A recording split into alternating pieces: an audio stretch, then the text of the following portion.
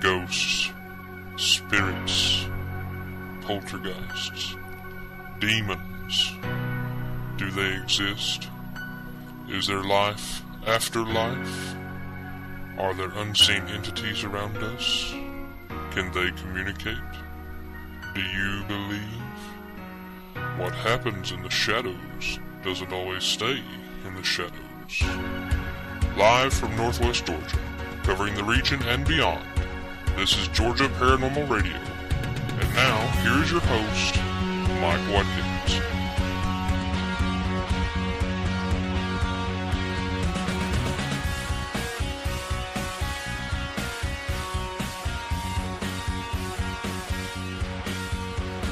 Good evening! Welcome to another edition of Georgia Paranormal Radio. This is your host, Mike Watkins, and I am so glad that you've joined us tonight.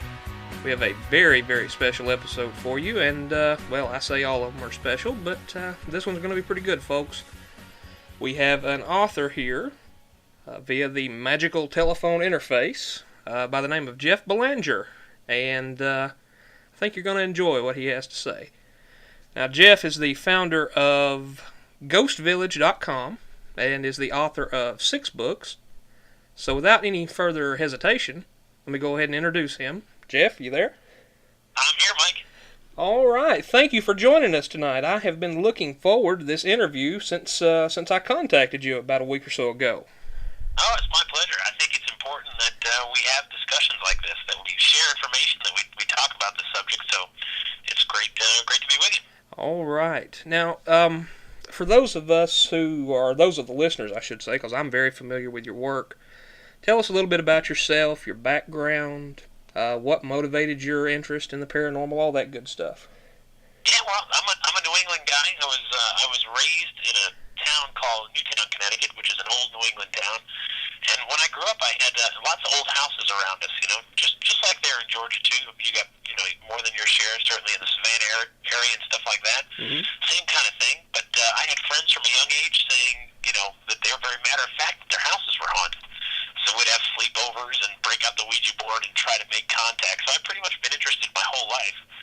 And I went to college to be a writer, and writing for newspapers and magazines and things like that. And when I got out of college, I was working for a newspaper, and around Halloween, you go looking for the haunted interest stories. Right. And we were no different. So that's kind of what got me hooked on researching history and interviewing eyewitnesses and things like that.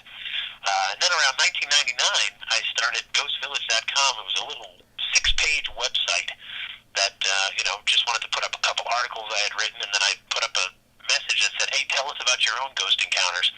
And every 6 or 8 weeks or so, someone would send one in from somewhere in the world, and we'd get excited and publish it. And the site's just grown and grown and grown. And I mean, now we've got over 150,000 web pages. We get between 4 and 6 million hits a month, and people from all over the world are coming there to share their evidence and have the discussion. And since then, I've become an author and pretty busy on the doing lectures and things like that, and just kind of furthering the discussion. I mean, I'll be the first to tell you, I don't have all the answers. I've got tons and tons of questions, but I think there's something really intriguing going on, and I think it's worth paying attention to.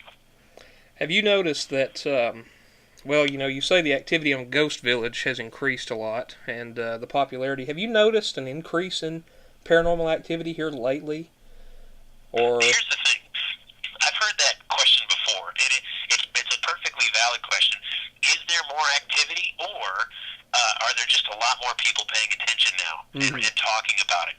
I don't know, and I don't know how we can know, but certainly it's a higher profile than it's ever been before. I mean, every single network's got its paranormal show, from the Taps guys on Sci-Fi and Ghost Whisperer and Medium and, Dead Tenants and on and on and on. VH1's Celebrity Paranormal Project. Right. All these things are bringing the subject more and more into the mainstream and getting people to talk about it.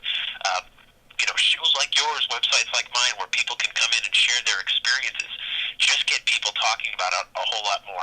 If I had to venture a guess, I would say that there is not an increase in paranormal activity right now. I would guess that just more people are feeling safe and feeling okay about sharing their own experiences than ever before. And that's just my guess, but I'm not certain. Right, the taboo level is being lifted somewhat, and exactly. Of course, down here. I think, and there's lots of factors contributing to that. There's the fact diversify. Like I said, it's in the mainstream. People are talking about it, and I think that even science is lending some credence and credibility to the phenomenon. From the darndest places. Even the concepts of like quantum physics are starting to suggest that maybe we don't know as much as we thought we do. Absolutely. Which is intriguing to me. Absolutely. Now, you are the author of 6 books right now, the latest of which is Ghosts of War, and I have not had a chance to read that one yet. Can you tell us a little bit about the Ghosts of War? Yeah, sure. Ghosts of War is kind of a look at haunted battlefields and locations where, war has left its mark. And as you know, in the field of research, when one goes looking for ghosts, we're often looking for places where tragedies occurred, where there's murders and untimely deaths. Of course, this is not a steadfast rule, but, where there's smoke, there's often fire. And right. So the idea was to go to, some of the well-known haunts. I mean, when you talk about haunted places, certainly a few just come right off the top of anyone's head, like Gettysburg and Andersonville down there in Georgia, and boy, the Queen Mary out in Long Beach, California, and sites just come up again and again, and where we've got so much carnage, so much life lost so quickly in such a tragic way. That leaves an impression. It leaves an impression that I don't think can ever be washed away. And when people go visit these locations, we're hearing a lot of reports of ghosts. Is it residual? Is it active? These are things that we can debate, but certainly something's going on because the reports just keep on streaming in. So that was the idea, just to look at, not just American battles, but look at this on a global scale, and, not just modern, wars, but the Civil War and even centuries further back with, like, the British Civil War and World War I and World War II, and, like I said, wherever there's been history leaving a mark, there's often ghostly activity. Absolutely. Have you ever, now I don't know if you've heard of or mentioned in your book the Chickamauga battlefield, a major Civil War battle? No, I didn't. That's the thing. There's so many. Of right. course, it's not an inclusive book that has everything. It's just various battles that really caught my eye or that I found good stories to. But no, by all means, what's with Chickamauga? 34,000 casualties in 2 days. Right. There's actual police reports of hauntings there, actual full-body apparitions. It's an amazing place. Of course, you can't be there at night anymore. It's regulated by the federal government. And but just about any time you go there, you can capture an EVP. Sometimes unintentionally. Absolutely. Over a dozen times. Yeah, and what have you found? Well, mainly just voices. We've actually, one of my team members captured a voice that was talking about fire again, pull the lever, and come to find out they were talking about priming a cannon and refiring a cannon. See, to me, that's some of the most intriguing evidence. When you catch something like that, when you catch like an EVP in a location that we know for certain, is where history left a mark. Boy, that's incredible. There's one chapter I did in Ghosts of War about Val Verde battlefield out in New Mexico. And Val Verde's a pretty special place. Not a lot of people think about New Mexico when they think of the United States Civil War, but the Confederate Army was trying to establish itself from the Atlantic to Pacific Oceans. Right. Because if it could do that, it would help gain legitimacy with foreign governments, get recognition. So that was the plan. And so the Union was out to stop them if they could. And Val Verde was one of these places where the two forces clashed.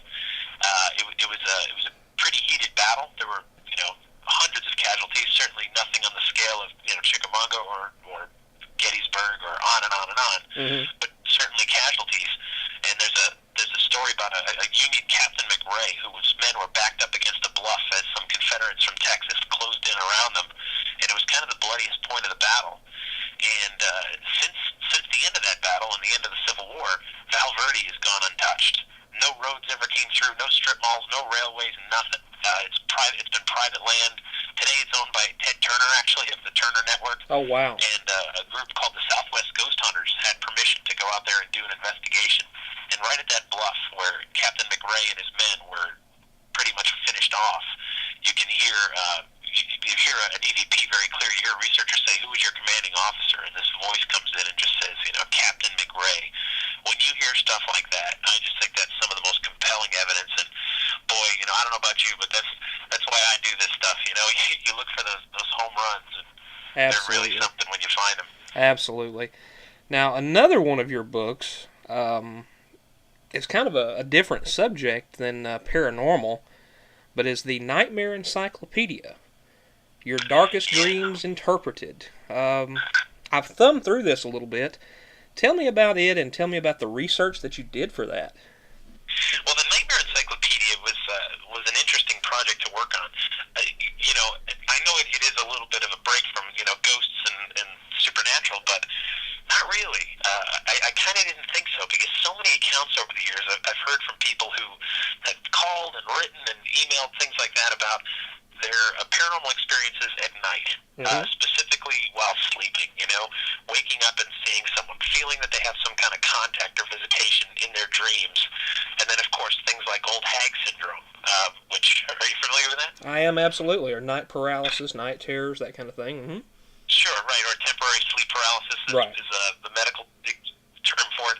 What it is, for those who may not know, is it happens, we believe, to about 40% of all people. You go to bed at night, and you may wake up, you're very conscious of your surroundings, you're very much awake, you're not even groggy, you're awake. You might see your nightstand or your furniture around your bedroom, but you can't move. You can't move your fingers, your toes, nothing. And some people also see kind of like a dark apparition coming toward them. They get scared, they can't breathe, panic sets in, and then in the span of just a few seconds, it's all over. Right. Now, for believers, this is some kind of spectral attack. This is some kind of demon or monster or entity or person that's come to get them in their sleep. That's one theory. Another theory is that, it's just sleep paralysis. What happens while you sleep is about every 90 minutes you're going into what's called REM sleep, where your brain is really, really active. It's the most active it is all day long. And when your brain is this active, your body naturally shuts off. You are paralyzed. It's a normal part of sleep for all of us every night. Right. And sometimes you wake up in the middle of that and your body doesn't realize it's conscious yet. So, science has its explanations, but for people who go through it, it's very frightening, no matter what. So all these kind of paranormal accounts in and around dreaming kept coming in, and I thought, boy, it's so interesting, because science today doesn't fully understand why we sleep, why we dream. I mean, we have ideas. We have good ideas. We understand if you don't sleep, if you deprive someone of sleep long enough, they will die. They'll have a complete neurological breakdown, and they'll be finished. We also, understand that there seems to be a lot of ties between memory and dreaming. That the idea is that you're like a computer, and if you've ever defragmented your hard drive, that's almost kind of like what you're doing when you're getting good sleep at night. You're sorting through memories, you're putting, your brain's putting stuff where it belongs. Long-term stuff you want to hold on to, short-term stuff that's, mundane and doesn't matter, and everything in between. So that's one idea, but we're not sure. Why do we dream? Why do we have these incredible, fantasy worlds, and why do we have nightmares? Of course, the most profound of dreams. Dreams aren't real. That's what our parents tell us from a young age. But boy, if you talk to someone who goes through a nightmare, I can still recall nightmares I had when I was a child. That was, decades ago. Absolutely. And it stays with you, and it's something that was in my head. It's not something I actually lived through. So there must be some profound meaning in it, and that's what kind of drew me to research the subject. Okay, and well, goodness, where did you go to find that research? I mean, what sources did you go to? Because there's not I guess there's a lot of opinions about it, but from which opinions did you pick from?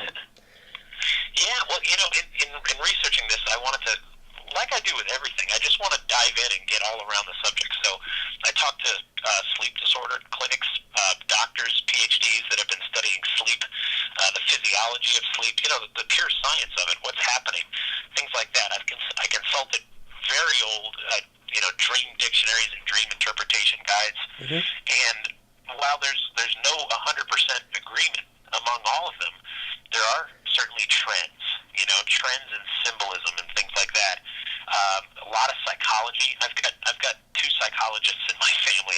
My sister's a PhD in psychology, and my brother-in-law is he's all but degreed, so he's done with all his coursework. So they helped me, look at a lot of subjects. The way Freud looked at dreams, the way Carl Jung looked at dreams, the idea of archetypes, these symbols that can help us decode our own lives. And I've kind of learned, and not to sound too new agey or self-helpy, but a dream is a wonderful way to explore your own life. And I've really believe the best person to interpret a dream is always the dreamer, the person who had the dream, because you can put it into the context of your life. A dream dictionary may tell you that water is tied with emotion. Well, what if you're a marine biologist? You probably dream about water quite a bit. Absolutely. So you've got to put it into the context of your life. What's the water doing? Where are you in the water? Are you drowning? Are you comfortable? Is it serene? These are things that only the individual can look at. And so I really got interested in it from a psychological point of view, and from a folklore point of view, like with Old Hag, and just wanted to kind of present an overview of everything, the science, the folklore, the psychology, and and some of the esoteric parts of dream dictionaries. Excellent. That explained that so well. And if you'll hold on for just a second, Jeff, I'm going to go ahead and take a commercial break, and we'll pay the bills, and we'll be right back. Hey folks, Mike Watkins here. Many of you know me as the host of Georgia Paranormal Radio, but I'm also the founder and general manager of the Northwest Georgia Paranormal Investigation Team, which is an anchoring sponsor of this program. The Northwest Georgia Paranormal Investigation Team was founded back in 2004 as a scientifically based research and documentation team. This investigative group has over 17 years of combined experience in dealing with the paranormal, and the unique perspectives and specialties that each member investigator contributes really gives you the full package. You can trust the Northwest Georgia Paranormal Investigation Team to thoroughly, yet discreetly and confidentially, investigate and document any paranormal phenomenon that you may be experiencing. The Northwest Georgia Paranormal Investigation Team serves a large area of North Georgia, North Alabama, and even Southeast Tennessee. As always, their time and services are 100% free of charge. All they ask for is an invitation from you to let them investigate those cold spots, bumps in the night, or anything else paranormal. And contacting them couldn't be any easier either.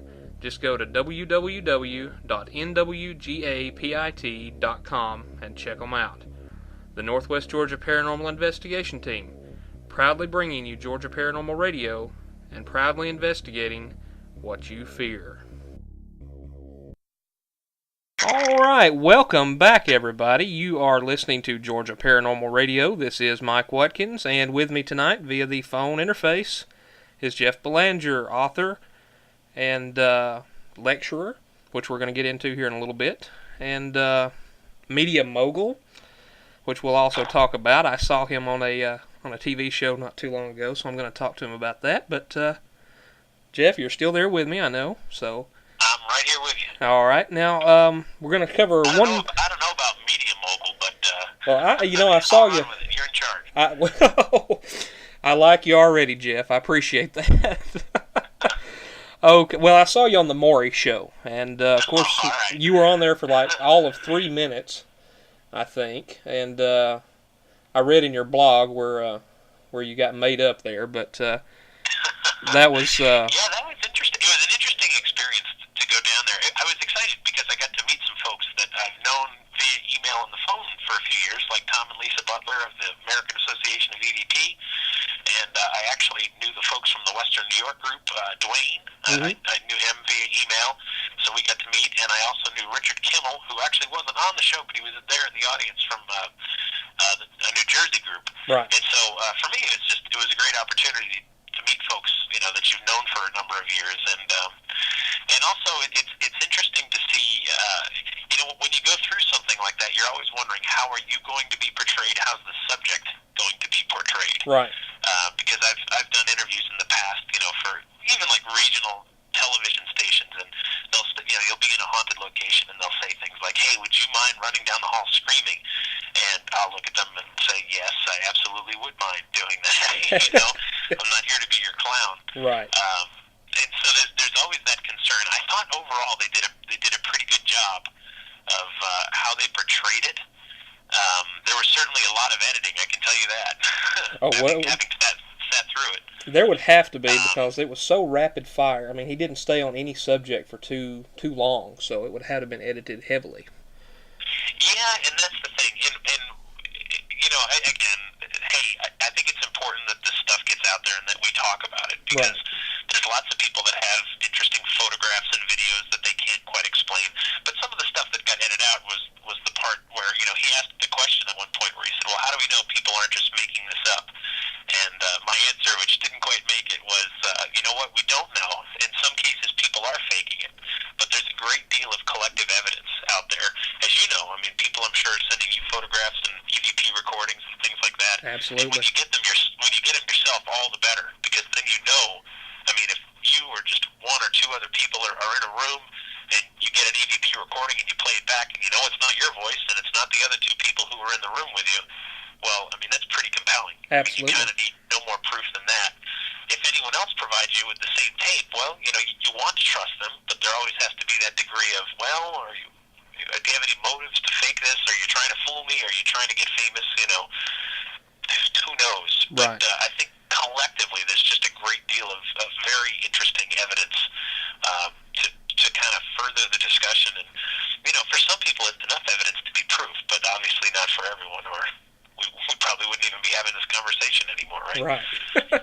Right. Now, we're talking about EVPs and things like that, and people do send me EVPs and photos all the time, and I love getting them. You also have another book called Communicating with the Dead, and you discuss topics like EVPs, Ouija boards, dowsing rods. Do you yourself, have you tried any of those?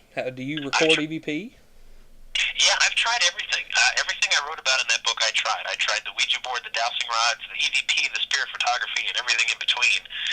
And what I kind of learned from working on that book is that it's a lot like these things are. I mean, if someone is going to pursue this as kind of like almost a spiritual quest, if you will, it's a lot like playing a musical instrument.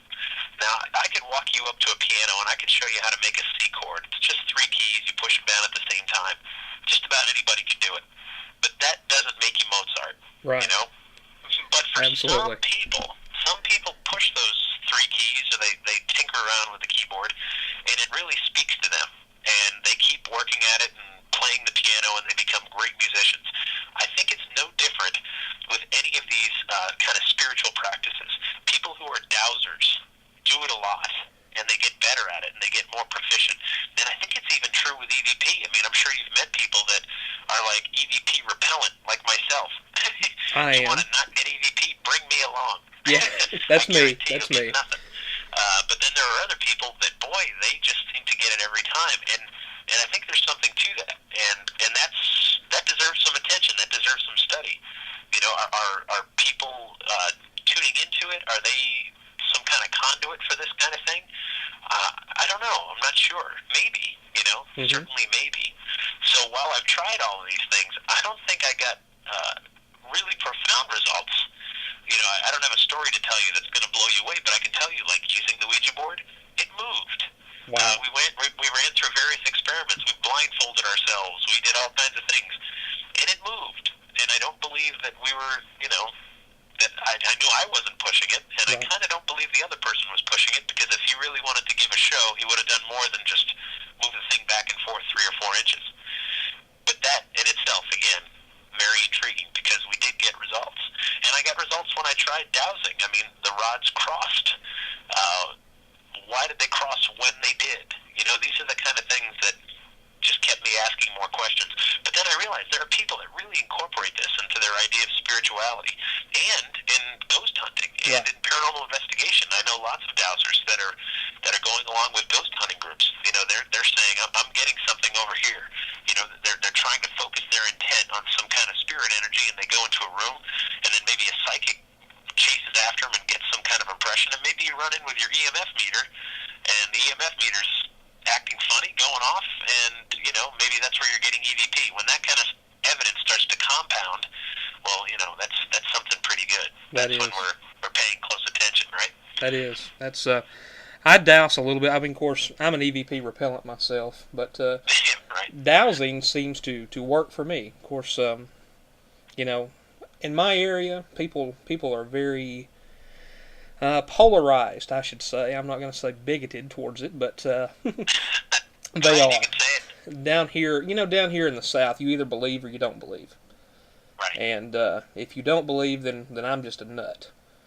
But, dowsing is very interesting, and I've even went as far as to use the dowsing rods as almost a Ouija board. I hate to say it that way, but, it's using the dowsing rods themselves to communicate. Cross for yes, swing apart for no.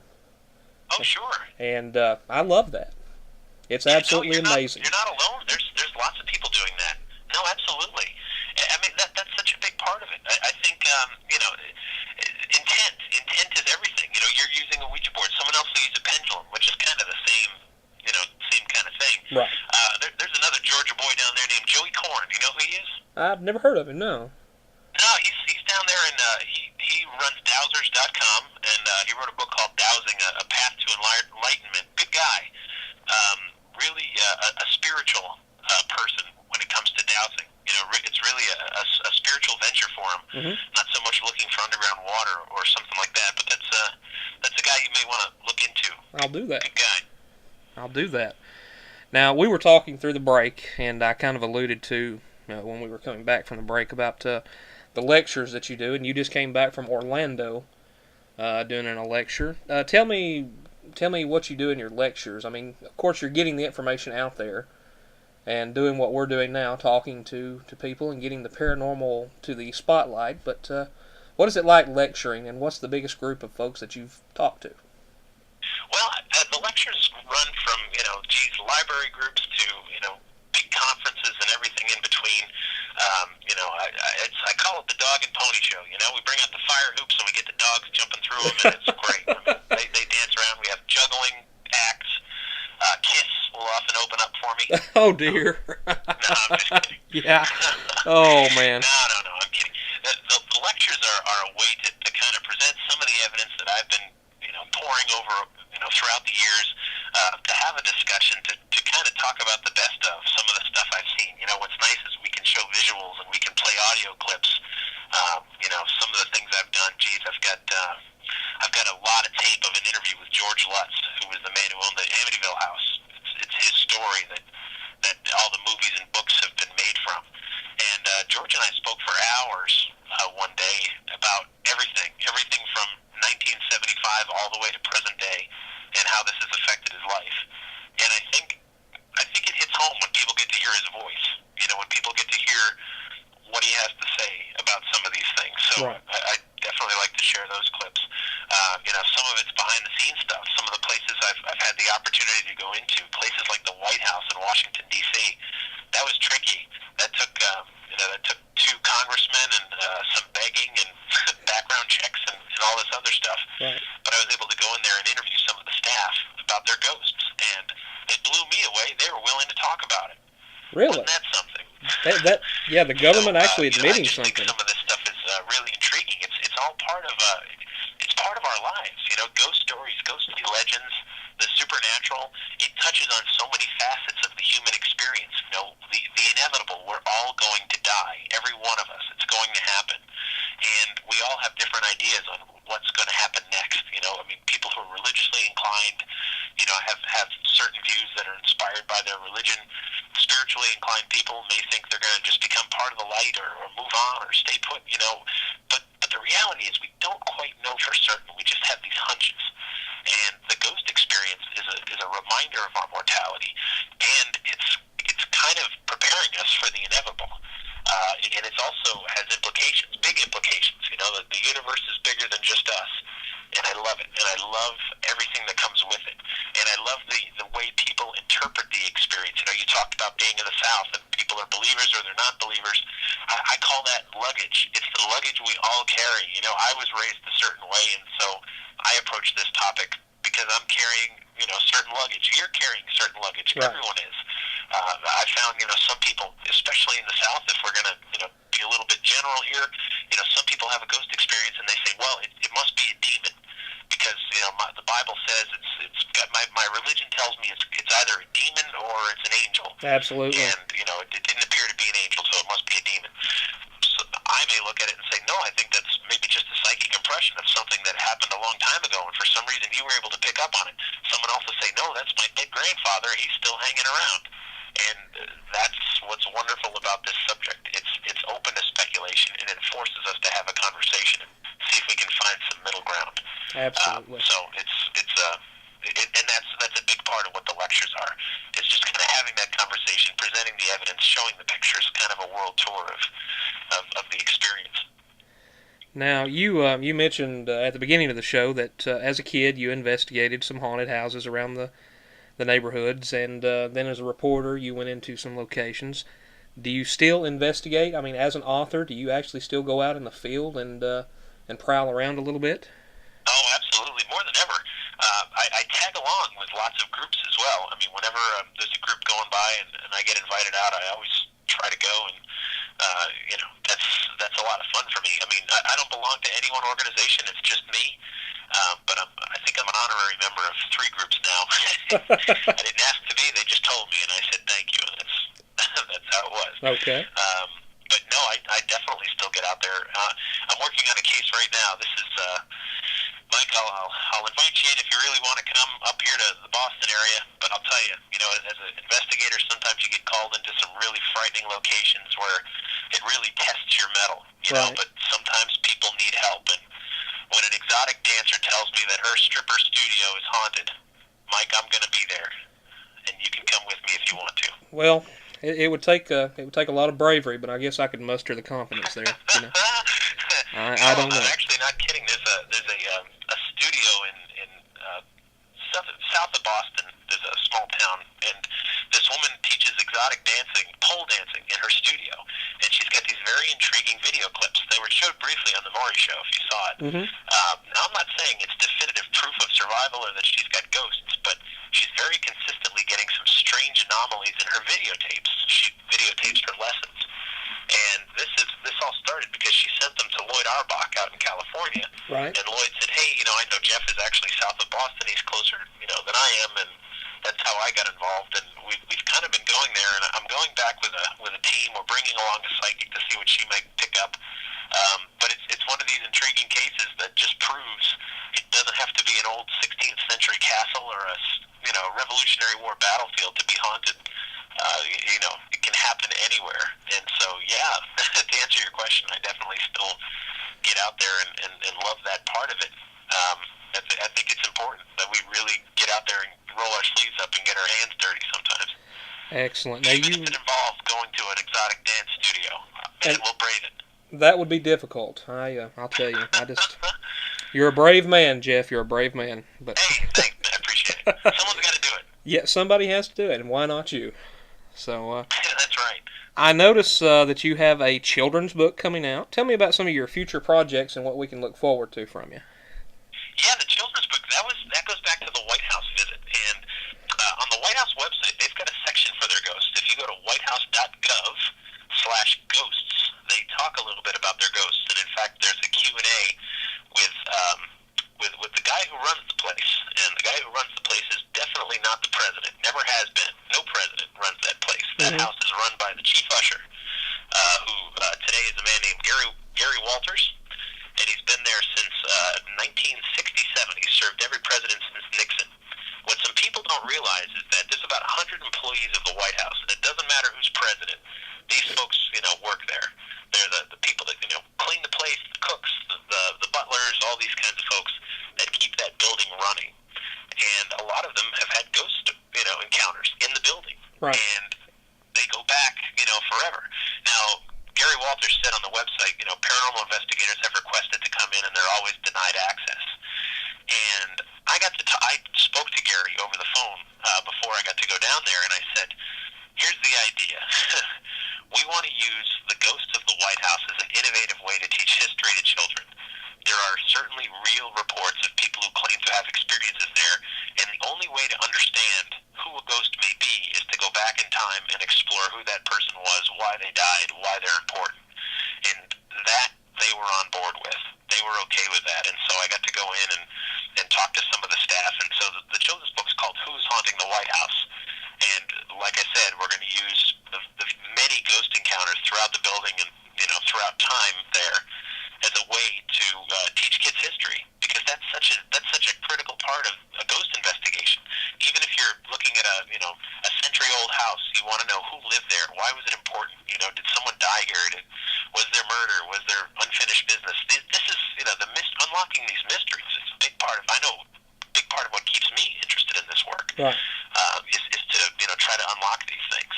And so that's the idea with the children's book. And then I also have a book coming out. It's part of the Weird U.S. series. I don't know if you've seen the show on the History Channel or I have. Weird books, you know, Weird United States, Weird Hauntings, and those kind of things. But I've got a book coming out called Weird Massachusetts, which is the state I live in, which has been a lot of fun to kind of explore the strange and unusual. And actually, I think we're going to have a Best of Ghost Village book coming out sometime in the fall this year. Excellent. We're still talking to a publisher right now, but so there's lots of projects going on. You know, once you start researching this subject, you find so many avenues open up for you. You know, one question leads to two more, and on and on and on. And boy, you'll never ever run out of material when you're exploring this topic. That's wow. I can't wait. You know, as a kid's book, even though it's a kid's book, I can't wait to read about the ghost of the White House. That's incredible. Yeah, that was so much fun to work on, and I think you know, I think it's kids are interested. I mean, I was 10 years old when I got interested in ghosts, right? And that's kind of the market that we're aiming for, you know, for that age group. Well, I'm just a big kid anyway, so it's okay. Yeah, there you go. Just use short words and I'll be fine. But, well, that's actually all the questions I have right now, Jeff. I appreciate you coming on. I appreciate you. You're actually the first author that I've interviewed. Oh, and, no kidding. Well, my pleasure. I hope that my nervousness didn't show because I was nervous. You were nervous. Oh, my absolutely. God, I was nervous. I was like, man, this is Mike from Georgia. I don't want to blow it. Right.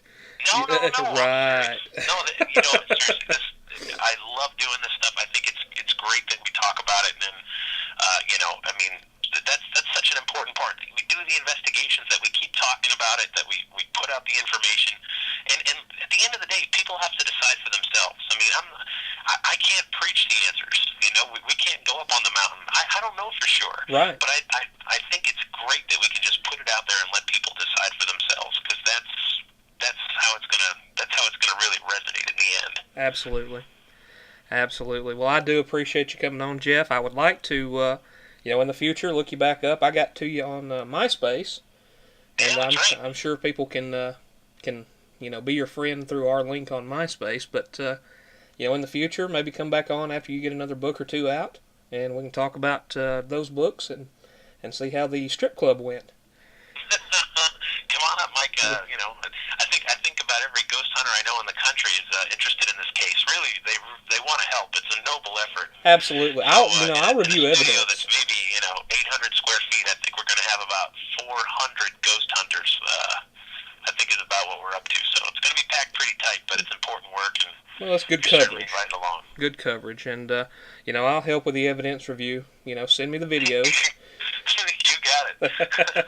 All right, Jeff, I appreciate you being on, and I'm going to go ahead and wrap the show up here. Actually, what I'm going to do is just send the good folks listening to a commercial break, and then I'll pick back up here in just a moment. In 2006, the number of people in the United States was an estimated 299 million, and approximately 205 million of those people were online. Now let's suppose that just 1% or 2 million of those people listen to internet radio or podcasts.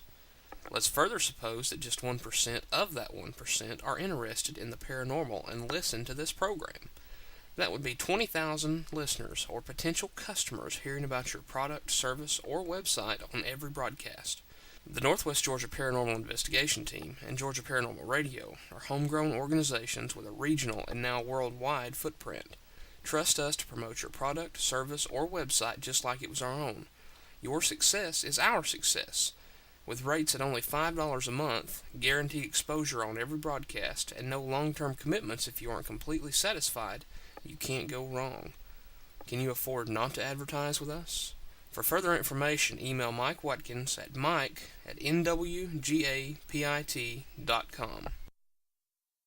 All right, everybody, welcome back to Georgia Paranormal Radio. I kind of snuck in a commercial break there to, take a good deep breath and talked to Jeff off the air for just a couple of minutes, and I really appreciated Jeff coming on.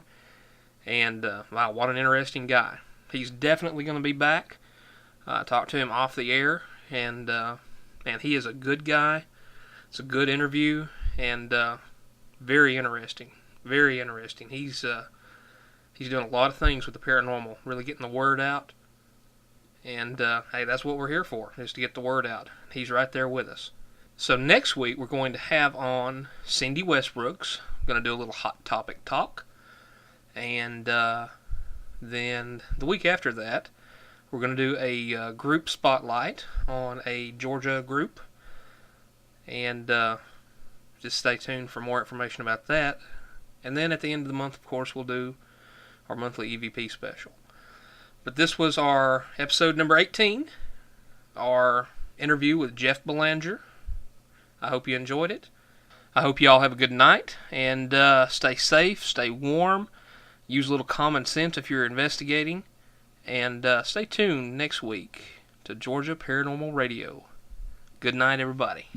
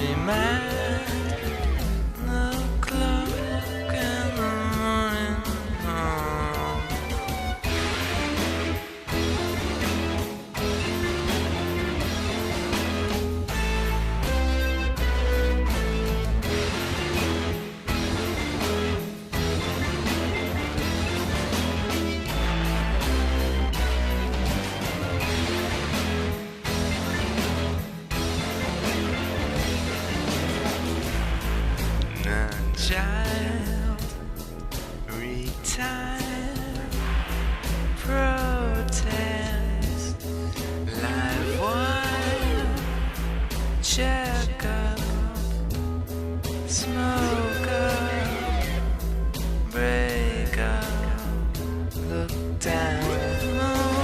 We are 6 feet underground. We are 6 feet underground. We are 6 feet underground.